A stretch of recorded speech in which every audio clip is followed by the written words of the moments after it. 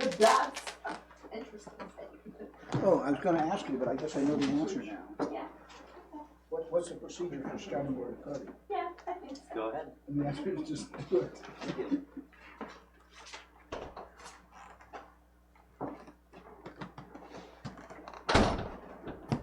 Okay. What I'm going to do tonight is talk about everything about that I guess know about classical logic, which is the logic you're taught in school and the logic that computers are based on and so on. And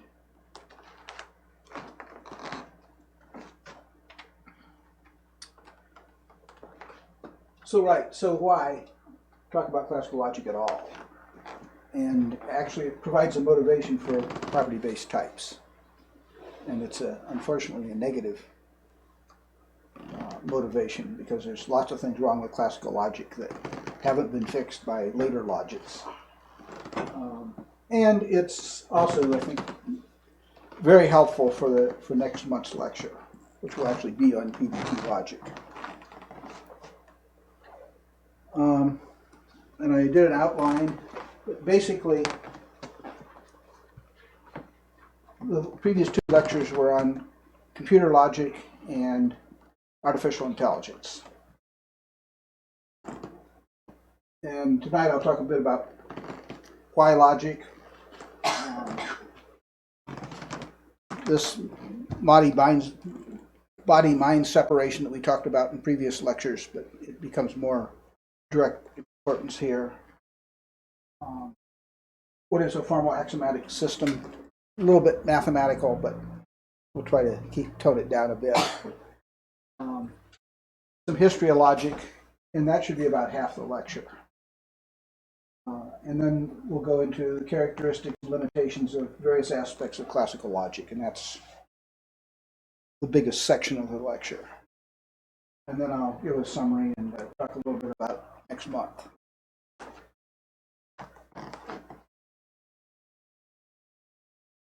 Okay, so for review, logic of digital computers. Computers represent everything as models, and models that are complete in the sense that any question you ask about them can be answered. And unfortunately, the answers are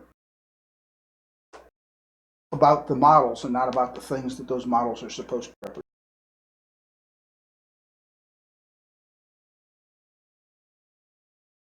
It means several things. One is that computers cannot deal with domains that are finite.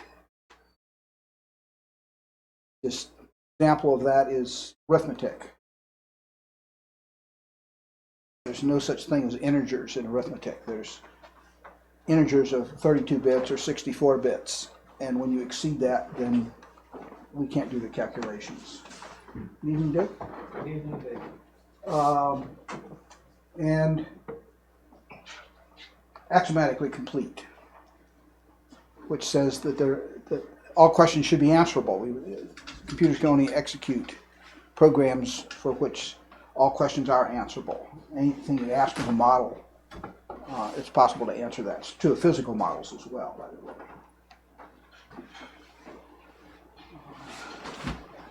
Okay, so in general, it says we can't guarantee valid results. And then we have other problems with computing in general, namely it's complex and expensive and difficult to maintain the software. And a lot of those problems, I think, are a consequence of the basic logic that we're working with. Because we assume when we write programs that these things are not true, because we assume that we can write programs that will actually guarantee valid answers.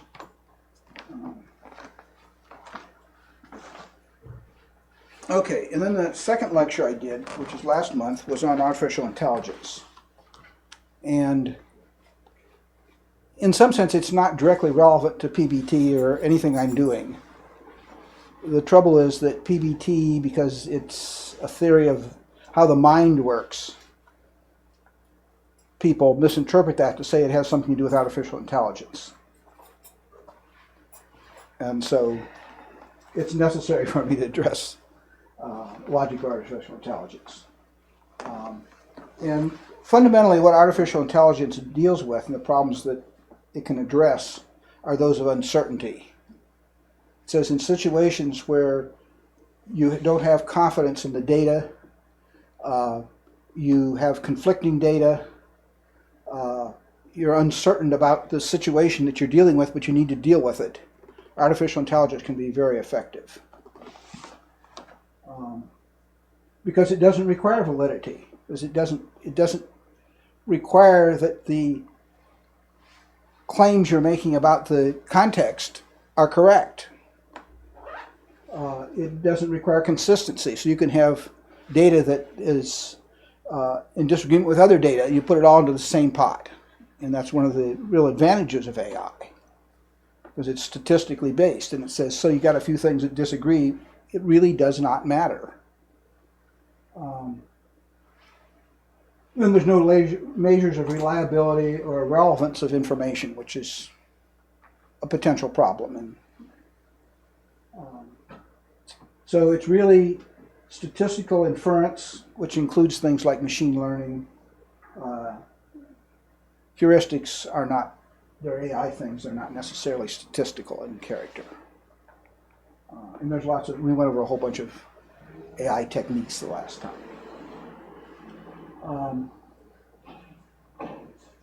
But from a logic standpoint, the decision process of AI is unsound.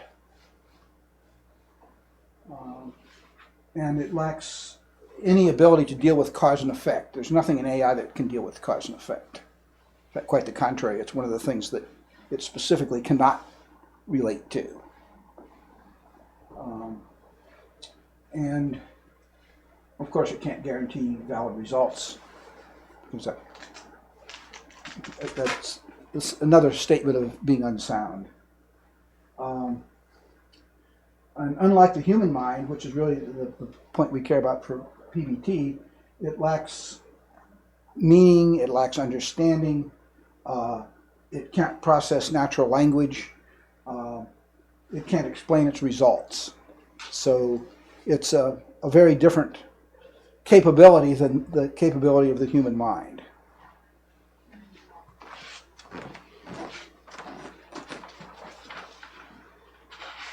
Okay, so what is the purpose of logic? Well, my view is it's to answer questions about real and imagined worlds. And the only real constraint on it is we want to ensure that the answers are valid.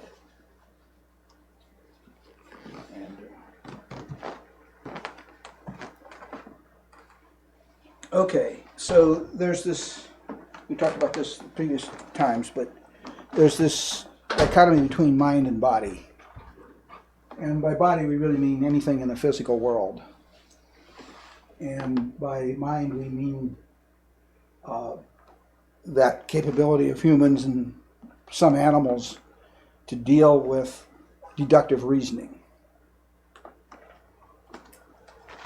I have to keep turning my back to you. Okay, so when we talk about body, what are we really talking about? What are the things I would consider part of body? And the answer is existence. There's the existence of the physical world and physical things, life and evolution, and the body that includes of animals and life forms, but including the brain. We're talking about the physical and social worlds that we deal with. We're talking about statistical inference. We're talking about culture and religion and AI itself, to the extent that those things are not doing deductive reasoning.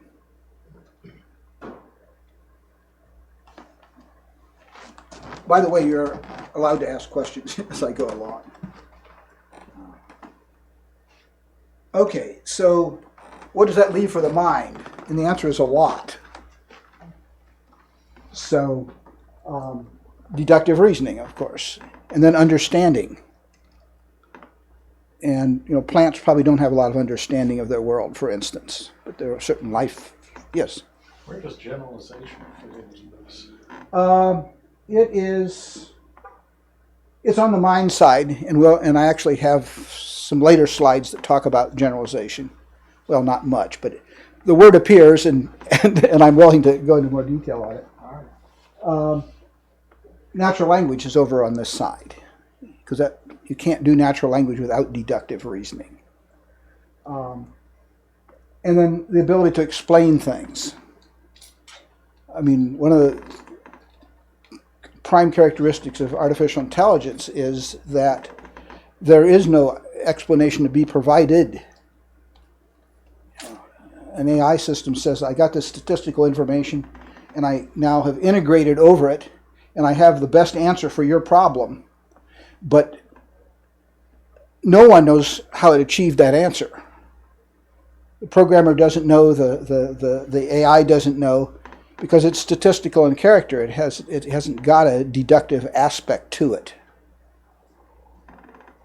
And then science and philosophy and mathematics and creativity and invention all flow from these earlier characteristics of the mind. And in particular, it says without the mind, we can't do those things, which is why probably we don't have many scientists that are plants, for instance. I'm going to try to train myself Good to... horror movie.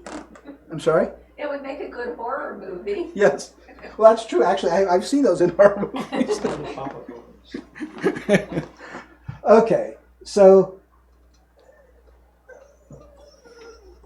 logics, as they actually occur, are developed, are really constrained by the considerations of the body and of the mind. And on the physical side, it's any sensible or realizable world must be consistent. And so there's a fundamental requirement in formal logics for consistency, which is why most people don't consider AI to be a logic. The only things that can be known about anything are its relationships to other things. And I won't say too much about that today, but it'll come up next month because it's fundamental to a PBT. But it basically says, pick anything and tell me what you know about it. What do you know about this table? Well, you can't really tell me about the table separate from its environment, because the only things we know about it are how it relates to everything else. And in fact, when we describe it, we have to describe it with sentences in natural languages. And every sentence says there's a subject and a predicate. And the subject says, what's the thing I'm describing?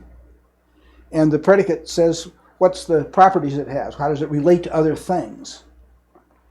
So we always describe things in terms of their relationships to other things.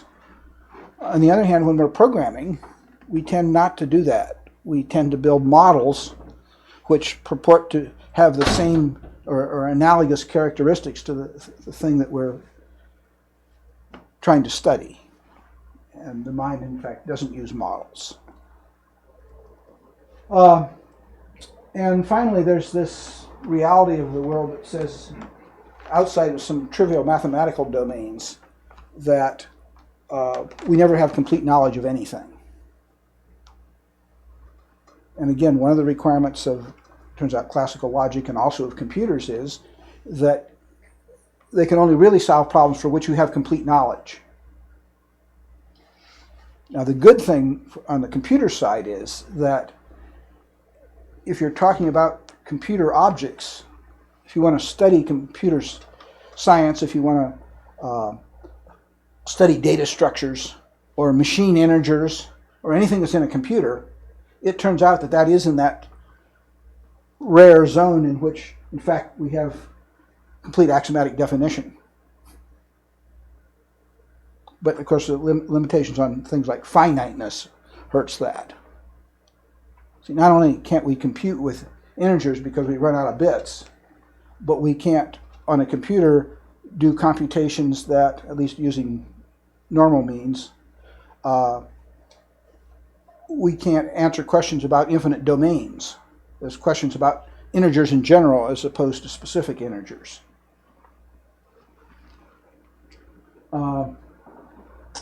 Okay, so what's the problem with the mind? And the answer is two big issues. One is that the things we want to reason about won't fit in the mind. I can't put this table in my mind, and yet I want to answer questions about it. And not only that, but I can't even put models of this table in my mind. All I get to put in there are these relationships. So we're constrained on that side too. Okay, so symbolic logic. And if you pick up any logic book, it's always a book on symbolic logic. And that's because, to the best of my knowledge, there aren't any non-symbolic logics.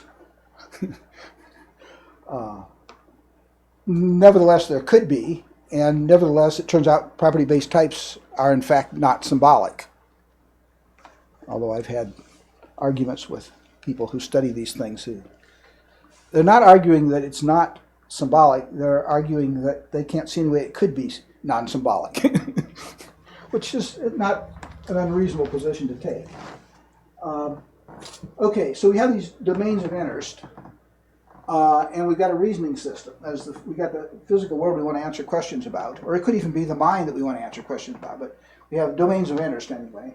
And then our reasoning system is a product of the mind. And so we have known information, but we know it's incomplete, and lots of other characteristics, which we'll talk more about. But what we want is to, from the known information, want to know what other properties, what other knowledge is entailed by the information we know. And there's clearly information there's other things that are entailed, even if the information we have is incomplete. But we don't have any way of deciding that in the physical world. So what we want to do is try to figure out what's entailed over on the mind side. And so anything that we know we call axioms. And we just specify those as declarative sentences, if you like. And then we have a set of rules called inference rules, which are really rules that says I can do certain substitutions, and I just believe this. It's what people have made up in the past, and other people have said, yeah, this works, and in fact, the tests show that it works. And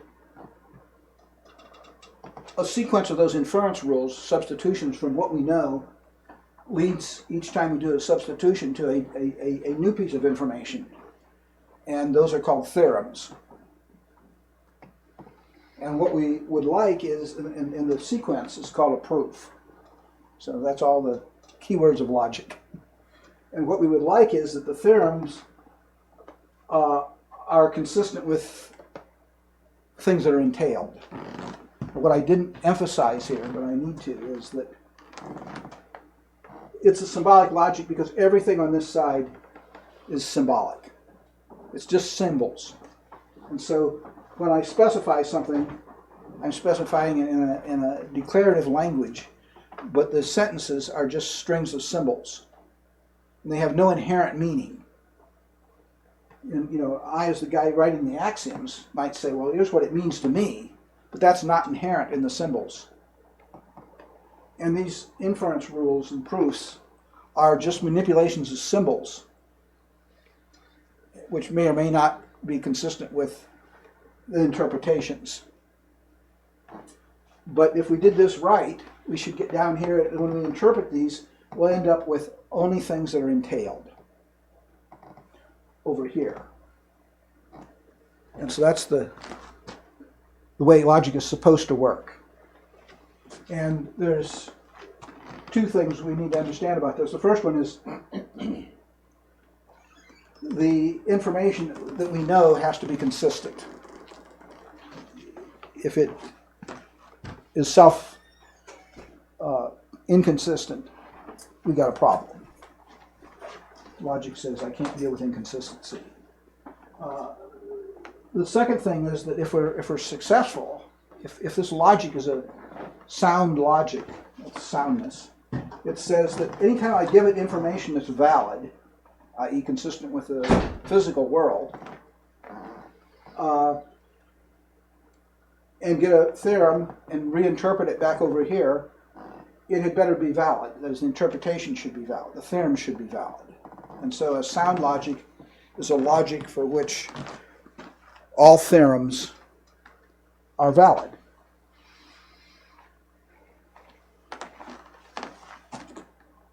And what's the problem here? Maybe none. Okay, so that's the schema for all symbolic logics, which is almost all logics. Oh, right. So the user of this logic provided the known information and specified it in the form of symbols that he interpreted to mean the same thing. And he also provided the interpretation coming back. But if we're talking about soundness, that's a property of the logic. It's not a property of your data. Now, if your data is inconsistent, it says it's inconsistent, and therefore it's not valid, and therefore it doesn't matter what the logic does with it. But if the logic is good, what it really says is that the inference rules are appropriate. So that's the thing that makes a logic either sound or unsound.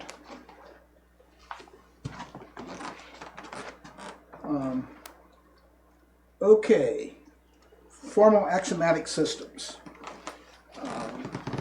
It's kind of also what all logics are. In fact, I think all logics are formal axiomatic systems. It says they got some set, and again, classical logic is formal axiomatic system. If you studied logic in school, they told you that there were 4 parts to a formal axiomatic system, a logic, classical logic in particular.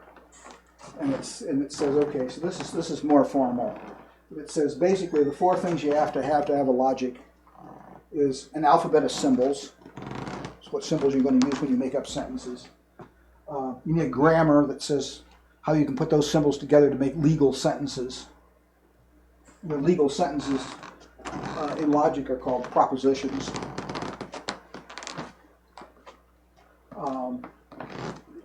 You have to come up with a set of axioms. There's the user of the logic comes up with a set of axioms which describes their domain. So that's sentences in this language that's defined by these symbols and grammar. That's the known information. Then there's the inference rules, which are really deductive reasoning. It says what substitutions can we make to get theorems out.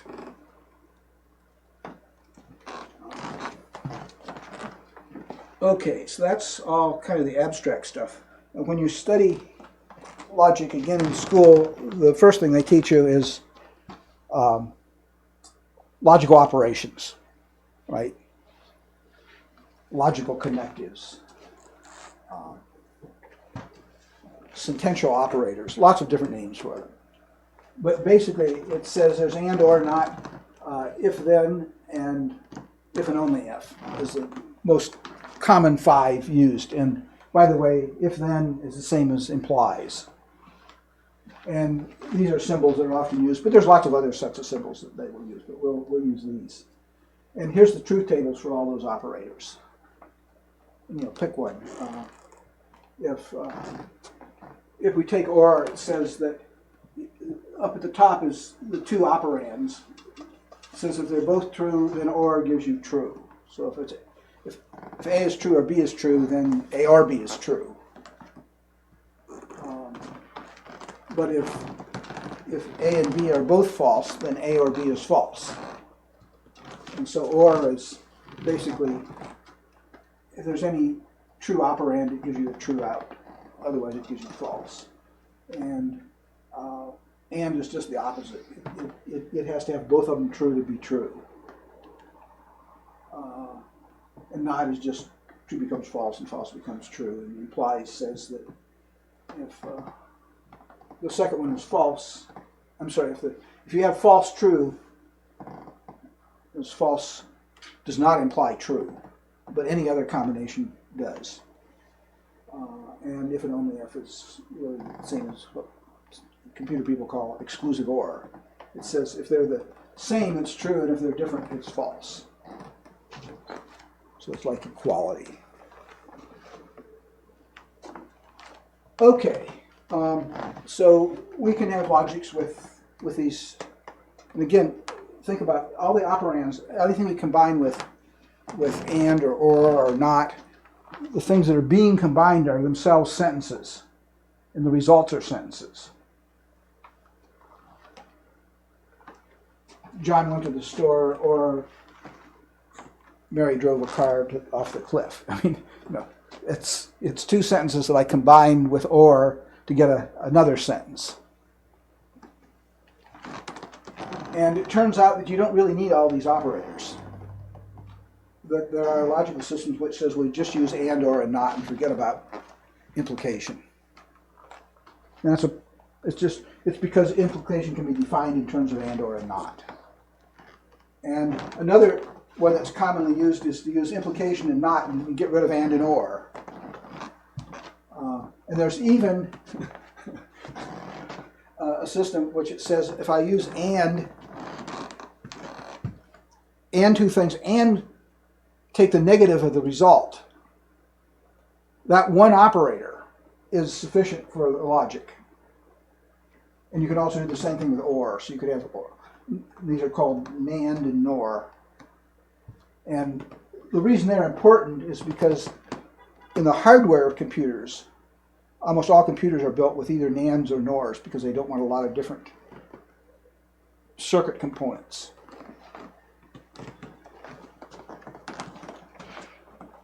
Okay. Formal axiomatic systems. So we said we always have to have a set of symbols, a grammar, axioms, and inference rules. And so what I'm going to go back and is just illustrate these for what's called propositional calculus. By the way, in school when they teach you logic, they tend to teach you two things. First, they teach you propositional calculus, which says that we only deal with whole sentences. And then later, if it's more advanced in that course or a later course, they will teach you predicate calculus, which is also part of classical logic. But predicate calculus says that we have quantifiers. We can say there exists or for all, which allows you to talk about things within the sentence rather than just the sentence as a whole entity without looking inside. And so here's an example. It says, this is propositional calculus. It says we got done with ors and implication. It says I got not an implication and some parentheses. These are my symbols, and I also have some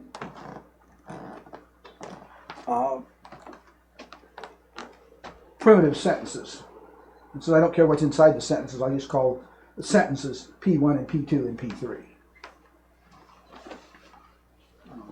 Because you don't care what's inside. It's just things that stand for sentences. And then the grammar says, well, a sentence, I call it S here. By the way, in logic, these are called well-formed formulas. Same thing as the word grammar. It says, for all, it says,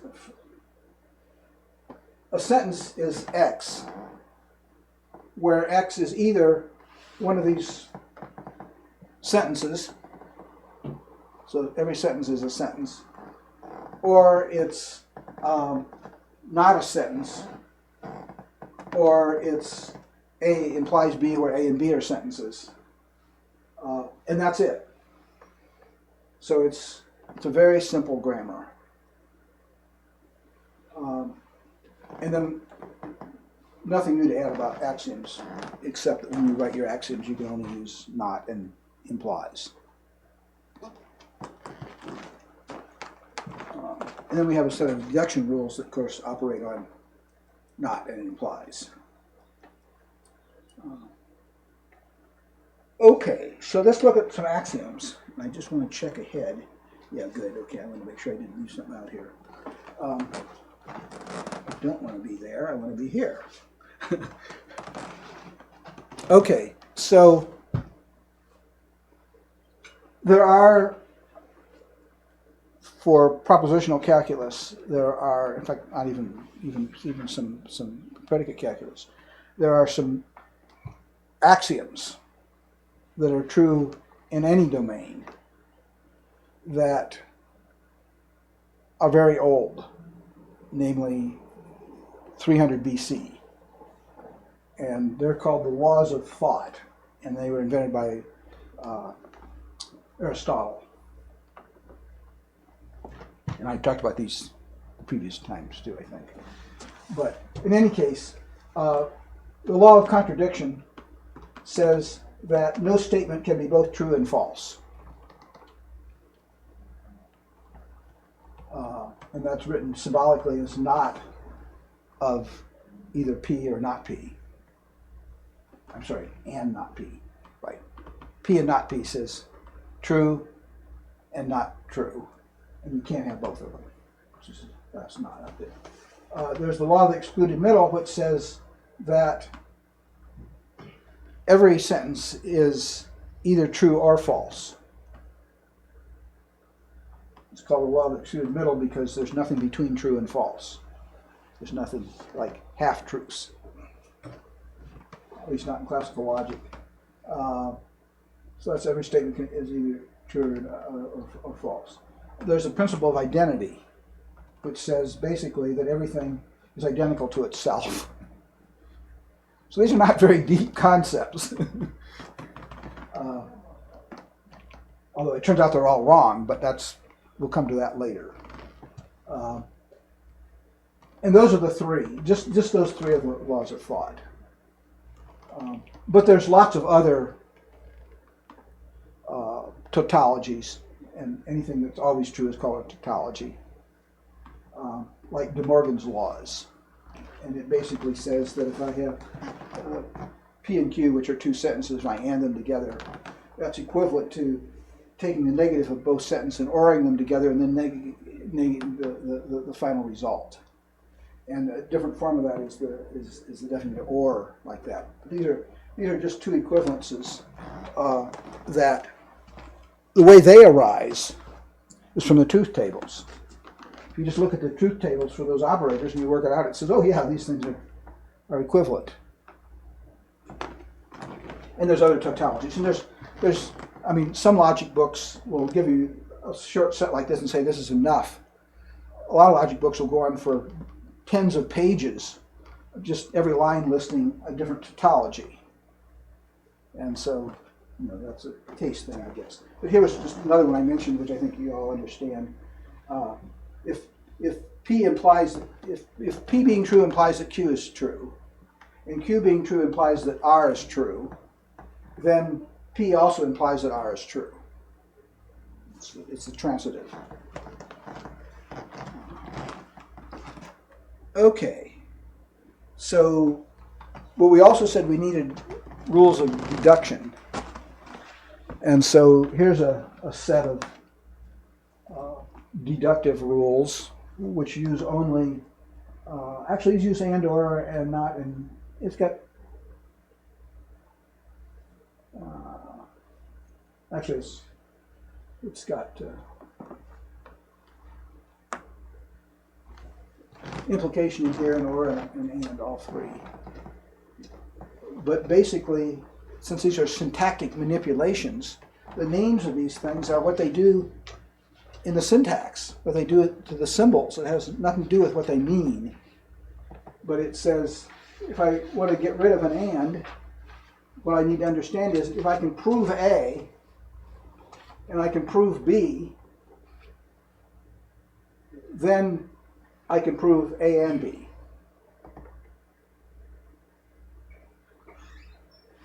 So I've got this, if I'm doing proofs, I've got substitution, I've got things, and I start out with the axioms or the things I originally know. So if A and B happen to be axioms, then I can prove A and B because they're both true.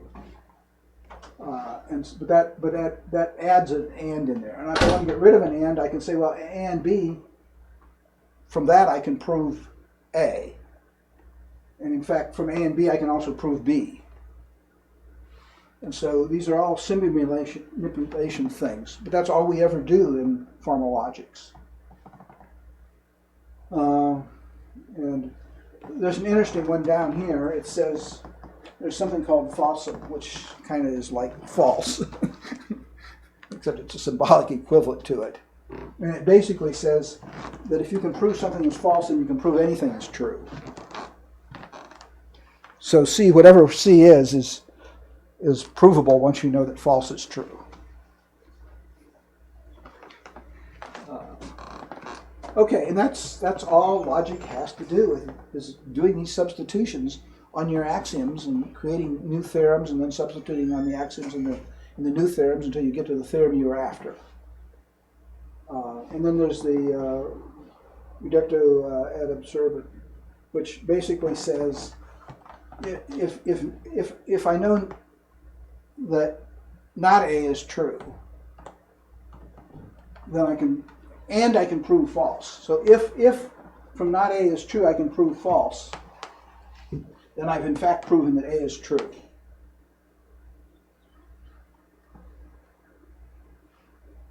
And so this, in fact, provides the most powerful method in doing proofs. Because it says, if I want to prove A, what I will do is I will assume that not A is true. I'll assume the opposite thing is true. And then using these rules, I'll prove that false is true. And given that not A leads to false being true, then A must be true. And in fact, it's not false. So it's a very powerful method of doing business because it turns out that false is easier to prove than truth. If it's provable, if it's true. That is to say, if I have inconsistencies, and that's what you're really doing, it's making not A, putting not A in when you want to prove A says, let's put it in there and see if it creates an inconsistency.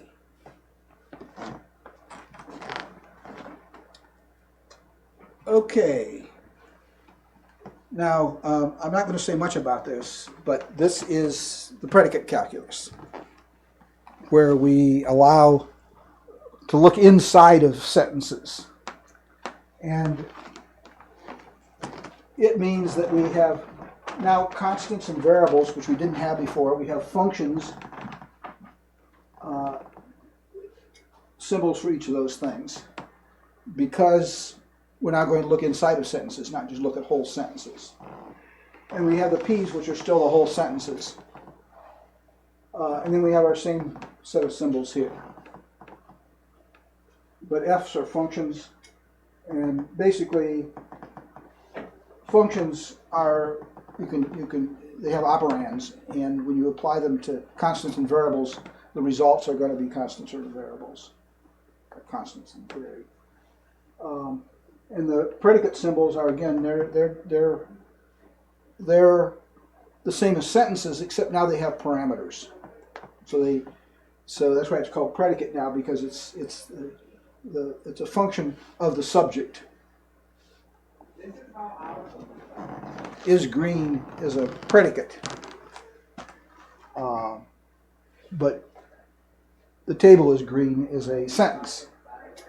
And so the table is a parameter to is green. So, okay, then we have the logical connectives, but we also have two new symbols now that really make the difference for predicate calculus. And they're called for all and there exists.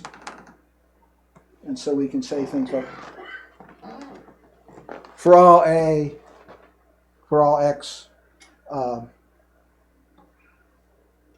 X drives a car. Or there exists an X that drives a car. And so it's those are called quantifiers. But again, those are just the set of symbols we're going to make our sentences out of. And then we need a grammar to do that. And the grammar in this case says, well, there's what are called terms, which are either constants or variables or functions of terms. We can make up mathematical expressions that way. And then the sentences, so terms are just that first line there. The sentences are either predicates applied to terms, or they are not a sentence, or they are sentence and sentence, or sentence or sentence, or sentences implies sentence. And then, or is equivalent to sentence. And then we also have, for all x, some sentence is true, and for all, actually, we really shouldn't be s's, I guess. They should probably be p's of ti's, but since they're equivalent, I guess that's fine. Actually, it is okay this way. So it's, I can say for all x, some sentence, and for there exists x, some sentence. And again, it's the same things down here as we might have had before. Except, of course, if we're going to introduce for all and there exists, we're going to have inference rules that address those, which I will not show you today. So, history of logic.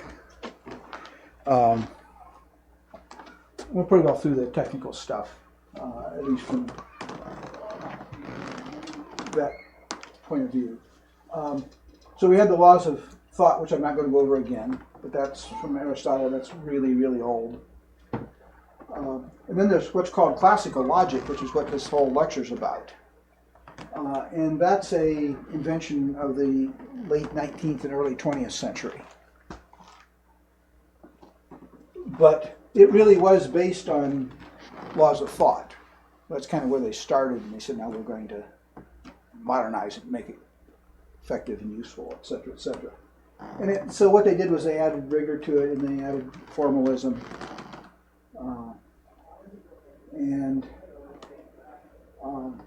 And then that became the standard logic that we're taught in school. And by the way, classical logic is also called standard logic. And it's the foundation of digital computing and of formal methods, and also it has many problems. And because it has many problems, and also because mathematicians like to do things that are mathematical games, really, we have non-classical logics too. Now, the general public, for the most part, hasn't ever heard of any of these, but there are certainly lots of them out there. Mathematicians study them. But there's fuzzy logic, and there's modal logics, and there's quantum logic. These are all extensions of classical logic. I should say classical, not classic. And there's intuitionist and constructionist logics, and basically they're logics that say we don't allow the law of the included middle. So they assume that's not the case. And if you think about it, fuzzy logic is actually doesn't allow the law of excluded middle either, because it specifically says there are things between. Fuzzy means between true and false. Linear and non-monotonic logics. They don't have a law of excluded middle, but they also don't allow idempotency of entailment. That is to say, they have this view that says, even if I've proven something to be entailed, I may come back later and it won't be true anymore. And so it says, just because it's provably true now, in fact, it's entailed at this point. It may not be entailed at some other time. And most logicians are really unhappy about that. I am unhappy about that.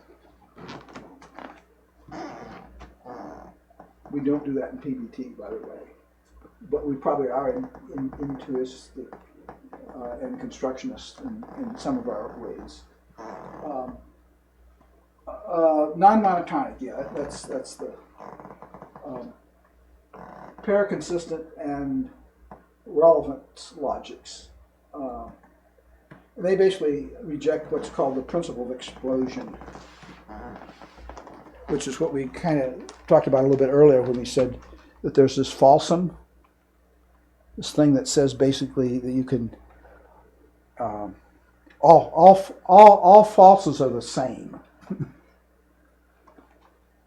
If this is not true and that's not true, then they're the same non-truths. And this kind of logics reject that concept. They say, no, you could have multiple kinds of falsehood. Okay, intentional logics, which PDT it turns out is, but classical logic is not. It says we quantify over values of expressions. And in particular, it says sense is not the same thing as reference. And we'll come to an example of that in a minute. Reasoning in the human mind, I claim is higher order and non-symbolic and intentional and incomplete. But that's mostly the next lecture. Okay, so now I'm into what's basically the heart of this presentation, which is the characteristics and limitations of classical logic. So now we're not going to talk about any of these mathematical details. We're going to talk about what's good and bad about classical logic. And the first one is the law of non-contradiction, which is one of the laws of thought. It says that nothing can be both true and false, and this is obvious and ancient. This is an Aristotle thing. But it's also true that in classical logic, axioms characterize sets of things. So, these domains that we're proving things about are actually sets of things. And in naive set theory, paradoxes are inherent. And a paradox is something that's both true and false. Example, Russell's paradox, which says that set of all sets that are not members themselves really is both true and false, and it can't exist. Or I like better, the sentence is false. But if it's false, then it has to be true. But if it's true, it has to be false. So there's a problem there. And by the way, that latter one is not allowed in classical logic because they have rules that say you can't have self-reference. But it doesn't solve the problem. I mean, the Russell's paradox is not a self-reference, but it's still a paradox. And basically what Russell ended up proving was that any logic based on naive set theory is going to have paradoxes.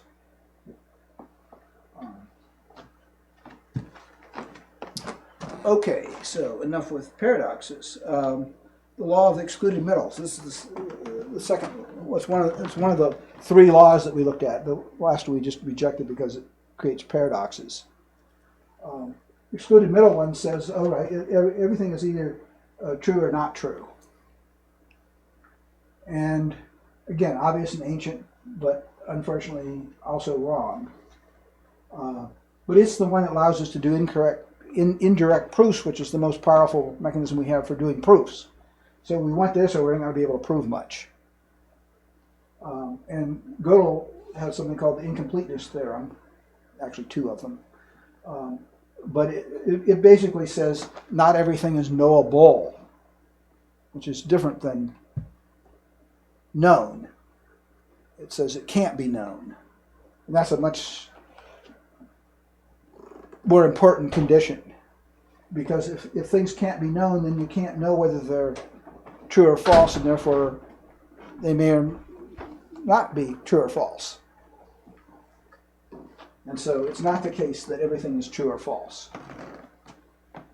And so that means we don't get the law of the excluded middle, because they're the opposite.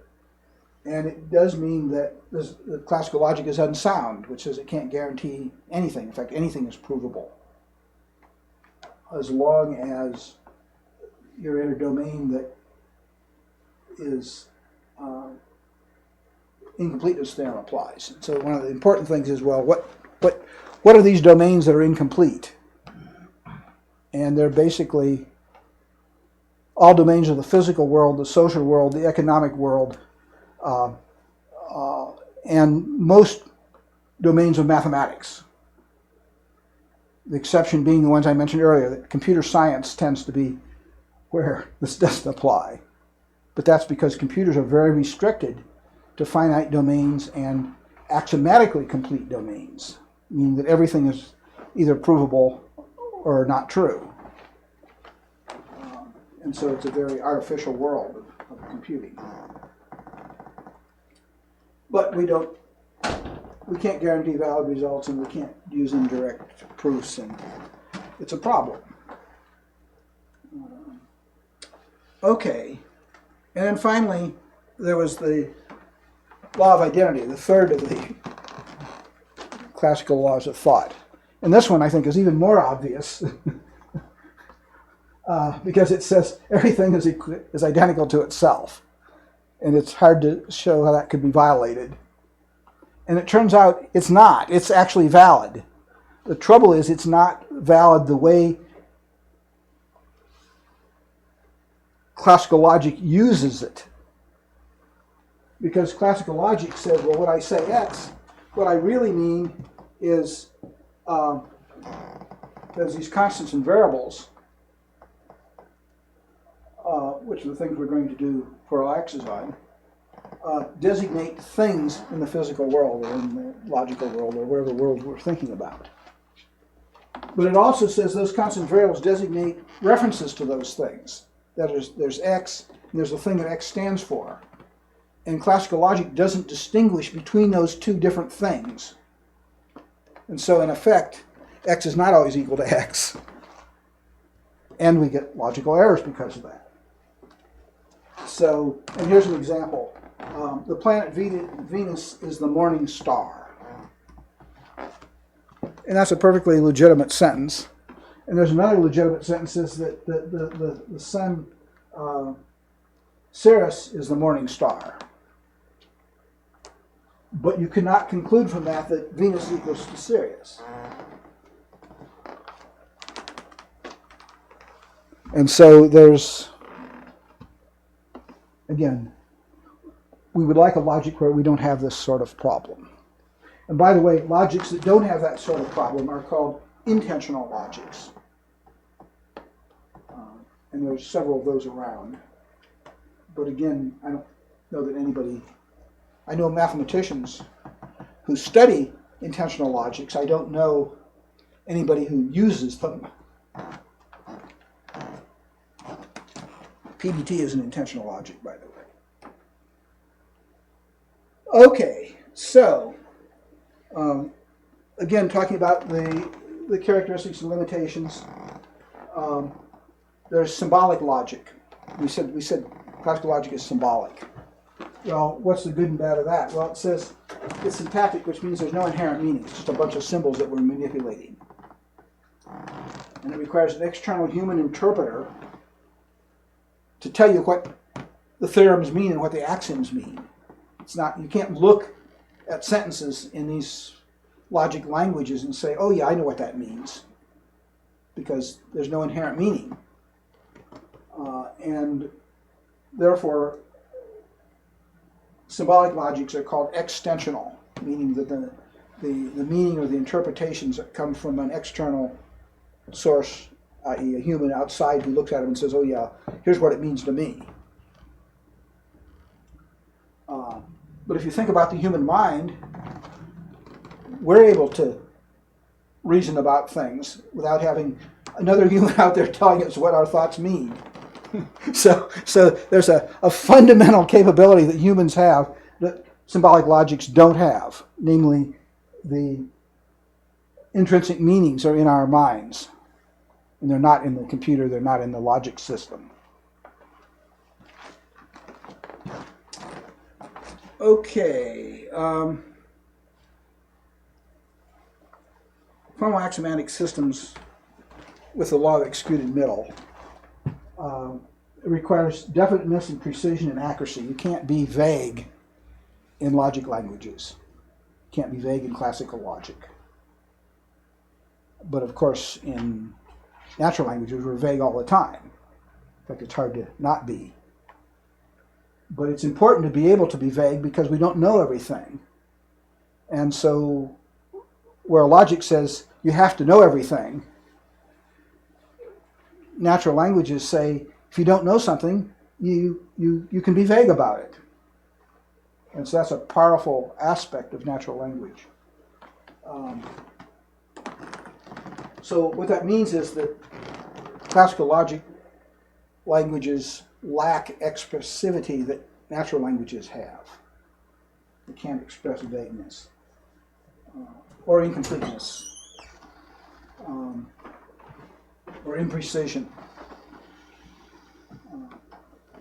Okay, they lack right, I said that. And they don't have concepts like necessity and possibility, which are also features of specialized logics, but they're not part of classical logic.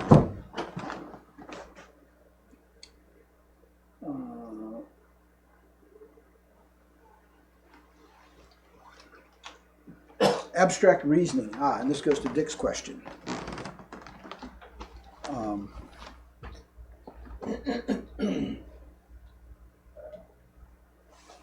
When we reason abstractly, that is to say, when we reason about abstractions of things instead of specific things, we're using things like abstraction operation. It says instead of talking about dogs, I'm going to talk about mammals. That's an abstraction. Or instead of talking about Fido, I'm going to talk about dogs in general. Or generalization, which really, in my view, applies to operations that can be applied to a broader set of things than you originally defined them for instance. Or specialization, which goes the other way. It says I'm talking about mammals, but now I'm going to restrict myself to dogs.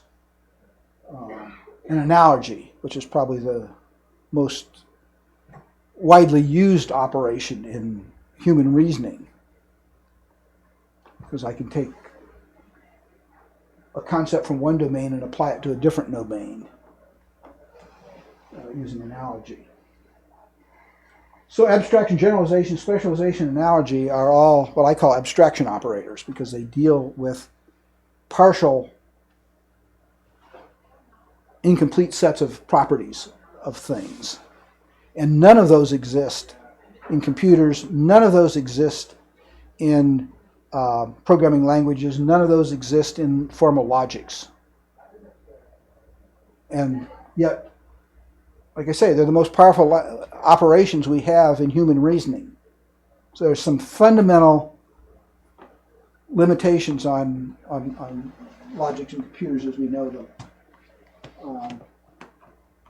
Okay. Characteristics and limitations, right? This time, first order and undecidability. The first order was really the predicate calculus. Maybe I should just for a moment say what first order is versus higher order or second order. Basically, when Russell said the predicate calculus and, well, what he really said was that we have paradoxes. But if instead of looking at things that create paradoxes, we looked at the logic that has them, so we go one level higher and say, let's don't study things and discover we get paradoxes. Let's study the logic which has the paradox in it. So it's a level up. What he discovered was that all those paradoxes turn into inconsistencies. And logicians are quite happy with inconsistencies because they can deal with it. They can say it's inconsistent, and therefore you can prove anything, and it's uninteresting. But you need a second order logic to be able to do that. Second order meaning that the things you're studying are first order. But it turns out that if you do that, that there are also paradoxes that arise in first order logics themselves. I'm sorry, in second order logics. But they're paradoxes of the logic. They're not paradoxes of the things that are being studied by that logic. And so you can have a third order logic that can study second order logics and turn those into inconsistencies instead of paradoxes. And you can do this forever, but you never really get rid of paradoxes. And so one of the challenges, again, for PBT was, how can we have a higher order logic that gets rid of paradoxes? Okay, let's see right here. So first order predicate calculus, though, it's, right, this was kind of dumb, but it's not limited to axiomatically complete domains, as are computers, but almost no other logics. And it's not limited to finite domains, which as are computers, but almost no other logics. So those are really just saying the problems with computers, at least some of the problems with computers, do not arise with classical logic. Those are extra things that we did when we designed computers that were not problems with classical logic. And then computers bring in a new property that logicians didn't care about previously, but when computers came along, it says we want to know if these proofs are decidable. That is to say, is there an algorithm which will prove or disprove things in this logic? Because computer scientists care about whether you can prove things or not. And the answer is that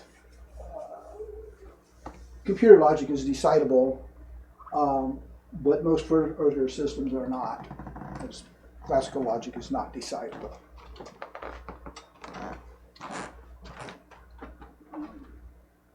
Which says, a different way of saying that is that in general in logic you can't answer all the questions, because you may not have enough information to answer all the questions.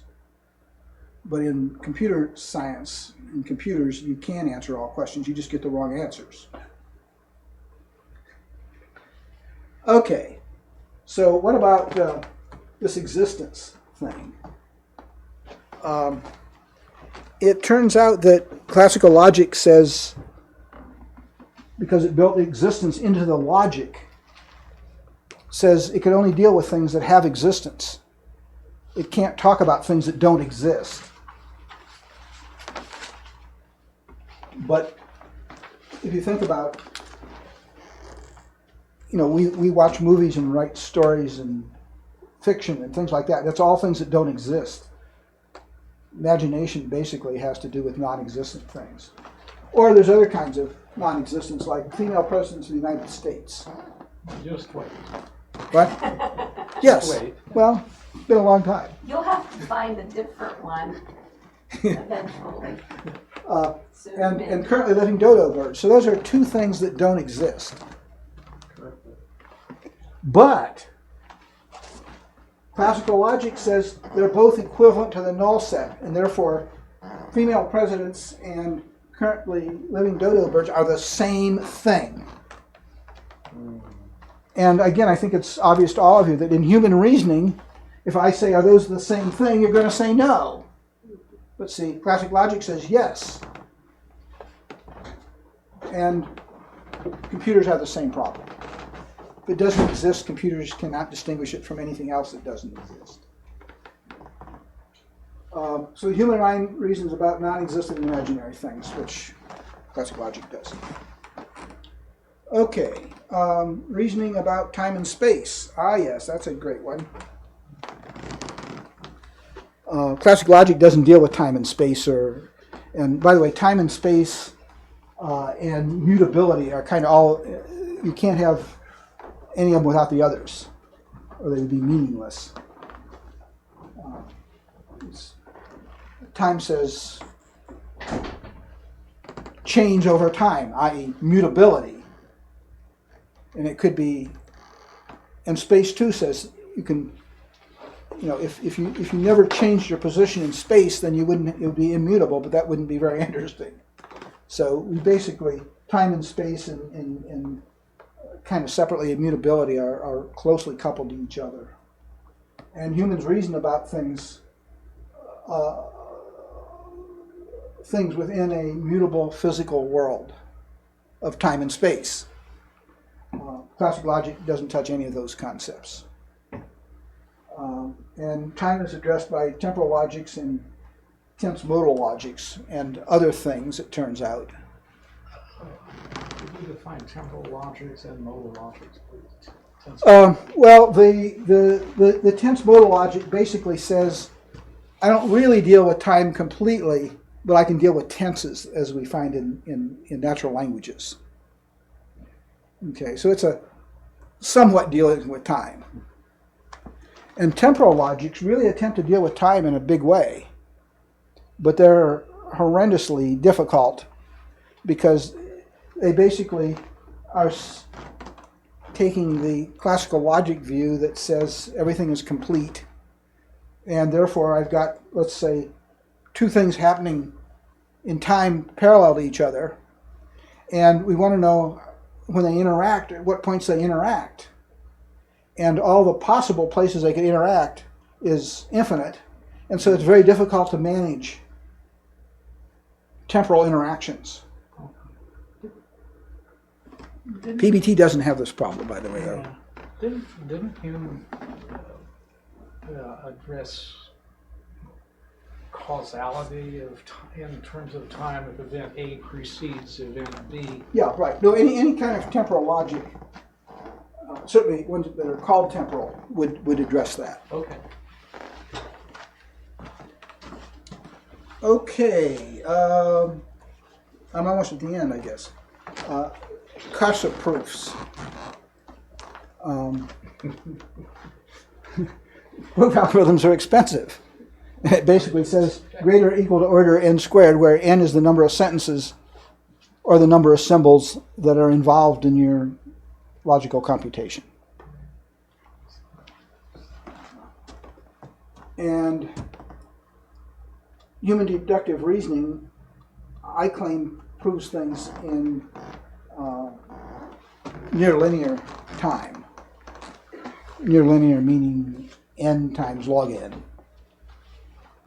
Because it turns out in practice that log n for large n is so small that it looks like a constant. And n would be linear. And so this is very affordable for large n's. And for small n's you don't care because the whole thing is cheap. But why would I make this claim? And it's a with what I said here, it's a weak claim on my part. I claim it because I watch computer scientists running programs for hours or days, proving correctness of programs in n squared time, and that's why it takes days to run. And they're solving problems that I can solve in my head in a few minutes. So why should computers be taking these enormous times compared to humans solving the same problem? And I think it's because they're using different methods. The methods that are being used in computers, in fact, are order n squared, but the methods we're using in our mind are near linear, and therefore we're able to run circles around computers. That's not all problems with computers, but it's certainly proof problems of the type we do in mathematics as opposed to programming. Okay, so this is just a summary. The main things that we can say, major things about classical logic. It's symbolic, it's extensional, meaning that it's just symbol manipulation with meaning provided externally by humans. It's a formal axiomatic system. It includes the three laws of thought, which unfortunately all turn out to be problematic. It allows indirect proofs, which is a really good thing. It answers questions about sets of things, which is the problem with paradoxes. It's Gödel complete, but of course most domains aren't, so that's a conflict. It's monotonic, which means that once you prove something, it stays proved. And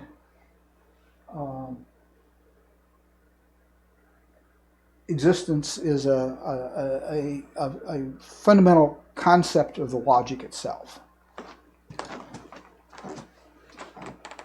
Okay, and then the limitations. I guess I unfortunately mentioned them in the previous slide because I forgot what I was doing. But paradoxes are inherent. It's not sound. It conflates sense and reference. It can't express vagueness and incompleteness at all. It precludes abstract reasoning, like generalization and abstraction and analogy. It can't address non-existent and imaginary worlds. It's undecidable. By the way, so is PBT. It lacks modal and temporal concepts. Proofs are expensive. And most of all, it doesn't have intrinsic meaning, which to me is the thing that most differentiates computers and mathematics from human minds. Okay. Next time I'm going to talk about the theory of reasoning in the human mind.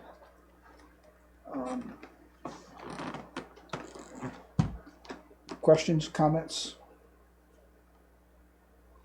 Do you have a, for problems that you think that, when you were saying it for computers it's n squared and for human minds it's n log n, what are some of the examples that you keep? Almost anything you want to prove, except for computer problems. Because computer problems are, the things you can do with computers in my mind are so restricted. You know, if you want to get anything resembling valid answers, you have to deal only with finite domains, of which integers are not an example. You have to deal with axiomatically complete domains. That is, domains where you know enough about the domain that any question you ask can be answered. And, you know, the real world isn't made up of things like that. And so the answer is real world problems. Any problem in, you know, economics or medicine or sociology or any kind of scientific domain, any kind of physical domain, anything other than trivial mathematical domains, of which integers are already so complex that they don't qualify. Yeah. Is that such that you can eliminate the outliers? Like in the human mind, if you have a whole bunch of things that you want to evaluate,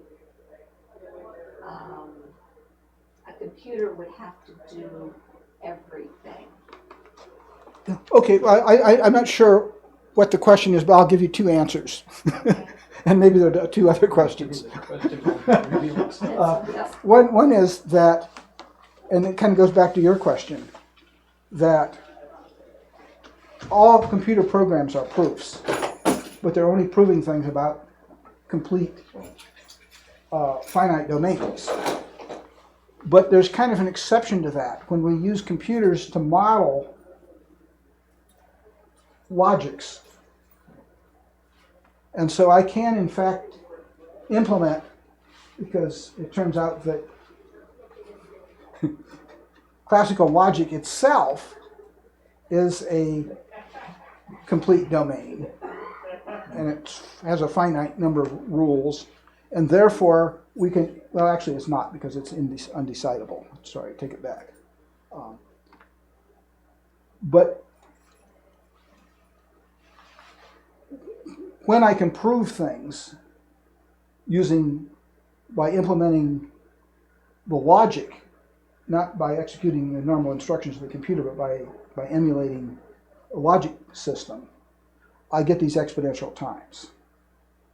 But I can answer questions, like for instance about integers and about infinite domains and things on a computer that way. Because I'm not doing arithmetic anymore. I'm doing logical deductions about integers. And so I could answer on a computer, not by using their integers, but I could still write a logic program on a computer that would answer questions like, are there more even numbers than, even integers than total integers, for instance? And the answer is there's the same number of evens as there are total. And you all know that if you studied mathematics in this class. Okay, so that was one answer. And the other one, ask yours again.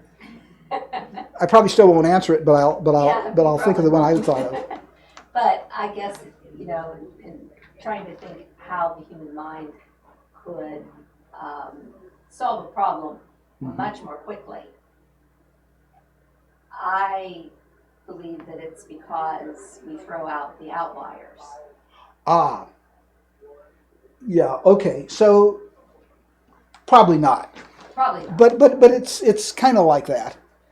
There's my theory of human reasoning says that it's an incomplete logic, which says we don't know everything, and yet we're trying to prove things, and we can't prove everything because some things depend on things we don't know.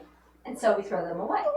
Well, they're already thrown away. You see, they were there to start with. However, Okay. what abstraction and generalization and specialization do is say, particularly abstraction, is it says that I have a lot of things I know, but they may not be relevant to the question, and I can throw them away. In a computer, you can't throw anything away Right. Okay. because it's a complete logic, and once you throw things away, it's a different logic. So in an incomplete logic, though, you always have an incomplete set of knowledge, and so making it more incomplete doesn't change the logic. It just changes what you can prove. You can prove less. But if the things you can prove if the things you're trying to prove are still in that lesser set, then it's faster because you don't have to worry about as many things that are irrelevant. And that's exactly why we get to n log n instead of n squared, because it would normally be an n squared computation. But by throwing out the irrelevant ones temporarily, we can get change one of those n's to log n. And then all you have to do is, once you've proven it in this simpler space, then you have to go back and specialize it to prove that it's safe to add back these other properties without including them. So, ooh. What happened? You just find out. It's on my computer. It's my computer or it's yours? It's on yours. Ah, okay. That I can take care of then, right? What do I have to do to fix it? I'm not sure. Maybe just click back into the code. Yeah, later. Sounds good. Click on later. Or would that eliminate your presentation? I don't think so. I have no idea what this means. I mean, in terms of its effect on what you're doing now. I think you should disregard it. It wants you to go to the cloud. There we go. Yeah, I know it does it, but I'm not even hooked to the internet, so Right. obviously I can't do that. Okay. The later work. Okay, so the answer is, yeah, we throw things out, but we start from a better base to start with in some sense, because we don't, there's advantages to not knowing things. You don't have to worry about them. Because they're not relevant. Well, they might be relevant, and that's where you run into trouble, of course. Okay. Okay, so the next time I'm going to talk about the theory of human mind, and I thought here I'd just give you my last slide, I think. Yes, it is. But I just mentioned some of the things that will come up. My claim is that the human mind, the logic of the human mind, is intentional, which means it distinguishes sense and reference, that it's incomplete, and that means it has abstraction, generalization, and specialization and analogy, which we don't have in computers or in classical logic. In fact, I don't know of any logics that have that. Law of Excluded Middle it has, but it's still, so it has the law of the excluded middle, which clearly has to be slightly different than the one we had in classical logic. And it turns out that law of excluded, usually makes, when you take it away, you take away monotonicity, and we actually, I think the mind is in fact monotonic. It says, what I can prove today doesn't go away because I get new information tomorrow. We may think we proved something today, but in fact it was a bad proof. And informal means that we have this expressivity of natural language. We can say things in our minds, with our minds, that we say in natural language. In fact, it's pretty clear because that's what we're doing. But logics in computers can't really do natural language, but the mind can. Let's see, reasons about non-existent and imaginary worlds, yes, we can do that with our minds. Modal and temporal concepts, yes, we do that in our minds. And I claim that the logic of the mind is actually sound. But I'll give two reasons why we often think it's not. One is that we do AI-type things, statistical things, and think those are proofs, and they're not. And so we get biased by those statistical things. But that's not deductive reasoning. We're talking deductive reasoning. And the other one is that we tend to, we haven't been taught to think about incomplete logics. And so we have this bias that we've been taught that says there's only true and false. And so much of what we deal with in the real world is neither. Why is it that the Democrat and the Republican can't agree on anything? Because they agree on all. They could agree on all the premises, and yet they don't agree on the conclusions. And it's because both of them have certain premises that are not true. They're not false. They're just not true. They're in this we don't know category, and so each of us picks those things that we don't know whether they're true or false to be what we want them to be, and then we reason with them and we get the wrong answer, or at least we get different answers. And so it's important in human discourse, I think, to be clear about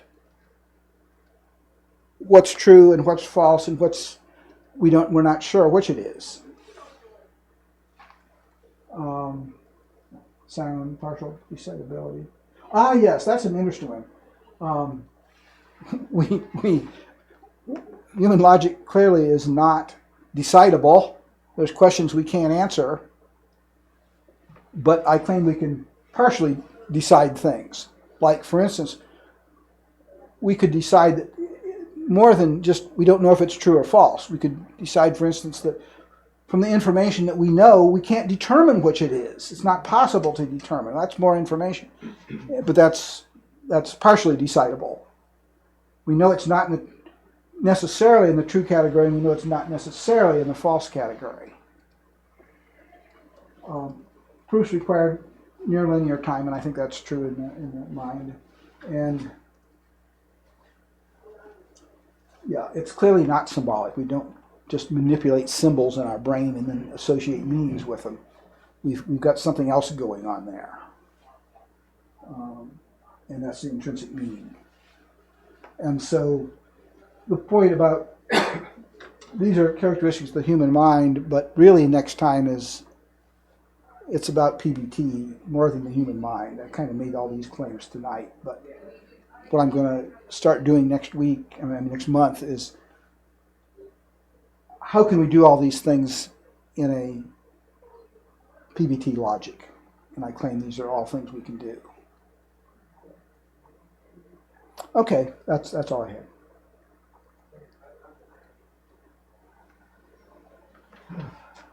We're